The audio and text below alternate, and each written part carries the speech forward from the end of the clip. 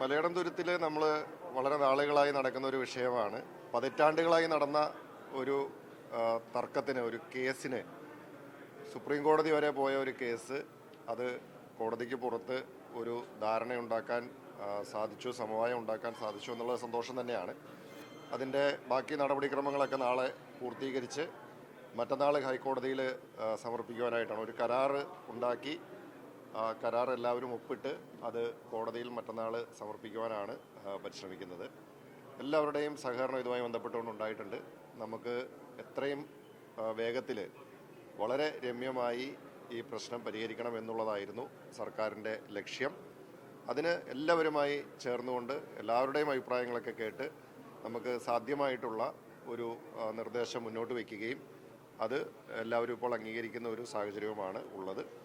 ആ പറഞ്ഞിരിക്കുന്ന കാര്യങ്ങൾ എത്രയും വേഗം യാഥാർത്ഥ്യമാക്കുവാനായിട്ട് നമ്മൾ പരിശ്രമിക്കുന്നതായിരിക്കും. ആ കുടുംബങ്ങൾക്ക് ഒരു ആശ്വാസം പകരുന്ന തരത്തിലുള്ള നടപടികൾ സർക്കാരിൻ്റെ ഭാഗത്തുനിന്നുണ്ടാവും. ഓരോരുത്തർ എന്തോ കേട്ടില്ല. വൈസ് ചാൻസലർമാർ എന്ന് പറയുന്നത് ഒരു സർവകലാശാലയുടെ അക്കാദമികവും ഭരണപരവുമായിട്ടുള്ള നിഷ്പക്ഷതയുടെ പ്രതീകമാണ്. വളരെ ഔന്നത്യത്തിലിരിക്കുന്ന, അല്ലെങ്കിൽ പൊതുസമൂഹം വളരെ ബഹുമാനത്തോടുകൂടി നോക്കിക്കാണുന്ന ഒരു സ്ഥാനമാണ് ഒരു സർവകലാശാല വൈസ് ചാൻസലറുടേത്. വൈസ് ചാൻസലർമാർ RSSൻ്റെയോ അല്ലെങ്കിൽ സംഘപരിവാറിൻ്റെയോ അല്ലെങ്കിൽ മറ്റേതെങ്കിലും രാഷ്ട്രീയ പ്രസ്ഥാനങ്ങളുടെയോ ഒക്കെ പരിപാടികളിൽ പങ്കെടുക്കുന്നത് ഒരു തരത്തിലും നമുക്ക് അംഗീകരിക്കാൻ സാധിക്കുന്ന കാര്യമല്ല. അത് പാടില്ല എന്നുള്ളത് തന്നെയാണ് സർക്കാരിൻ്റെ നിലപാട്. കഴിഞ്ഞ ഗവൺമെൻറ്റിൻ്റെ കാലത്ത് ഇതുപോലെ തന്നെ ചില വൈസ് ചാൻസലർമാർ RSSൻ്റെ പരിപാടിയിൽ പങ്കെടുക്കുന്ന ഒരു കാര്യം, 2-3 സംഭവങ്ങളുണ്ടായിരുന്നു.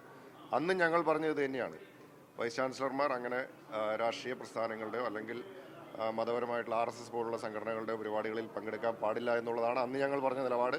അതേ നിലപാട് തന്നെയാണ് ഞങ്ങൾക്ക് ഇപ്പോഴുമുള്ളത്. അതിനകത്ത് യാതൊരു മാറ്റവുമില്ല. അതൊന്നും നമ്മുടെ ഒരു സർവകലാശാലകളുടെ നടത്തിപ്പിനോ അല്ലെങ്കിൽ സർവകലാശാലകളുടെ എന്താ പറയുന്നത്, അവരുടെ ഒരു നിഷ്പക്ഷമായിട്ടുള്ള നിലപാടുകൾക്കുമൊന്നും യോജിച്ചു പോകുന്നതല്ല.